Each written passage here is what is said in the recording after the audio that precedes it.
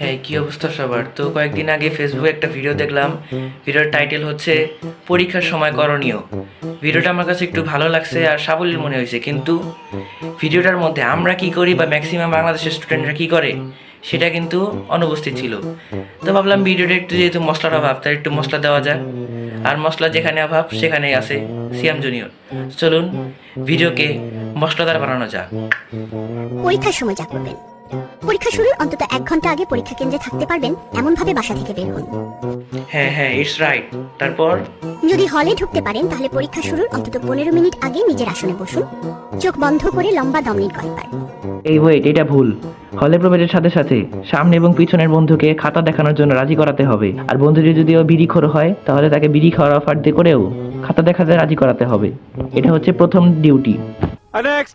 প্রশ্নপত্র পেলে উভয় পিঠ ভালোভাবে পড়ুন, নির্দেশনাগুলো খেয়াল করুন। এইটাও ভুল। প্রশ্ন বিলের সঙ্গে সঙ্গে সামনে তাকাবেন আপনার বন্ধুর খাতার দিকে।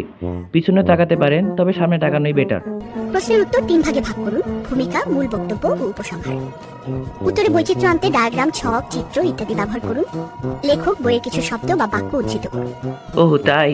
কিন্তু আমি যদি এগুলো লিখি তাহলে যদি নাম্বার কম দেয়?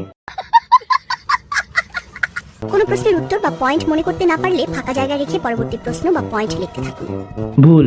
পয়েন্ট মনে না পড়লে সামনে তাকান, না হয় পিছনে তাকান, না হয় ডানে, না হয় বামে তাকান। কোথা থেকে উত্তর জোগাড় করতে না পারলে আপনার কবি প্রতিভা জাগ্রত করে ইতিহাস রচনা করে আসুন। আর পরীক্ষার পর কাঙ্ক্ষিত ফলাফলের জন্য মন ছবি দেখুন, প্রার্থনা ও দান করুন।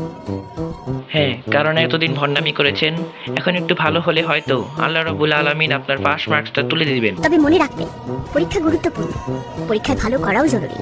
কিন্তু কোনো কারণে তা আশানুরূপ না হলে যে আপনার জীবন ব্যর্থ হয়ে যাবে বা এই জন্য আত্মঘাতী হতে হবে বা হাল ছেড়ে দিতে হবে, তা কখনো নয়। কারণ পরীক্ষায় ফেল করলে বা খারাপ করলে আপনাকে আমরা রিকশাওয়ালা রূপে দেখতে পারবো। পরীক্ষা চলাকালে আমি অত্যন্ত প্রশান্ত ও সজাগ থাকব।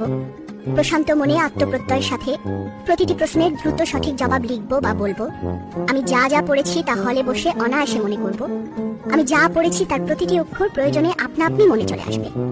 পরীক্ষাকালে আমি অনায়াসে আমার মেধার সর্বোত্তম প্রয়োগ করব। হ্যাঁ, আরও একটা মোটিভেশন মাথায় রাখবো, পড়া খেলা করাইছে সুন্দরী বউ পাইছে। তাহলে পরীক্ষা ভালো হবে। ধন্যবাদ।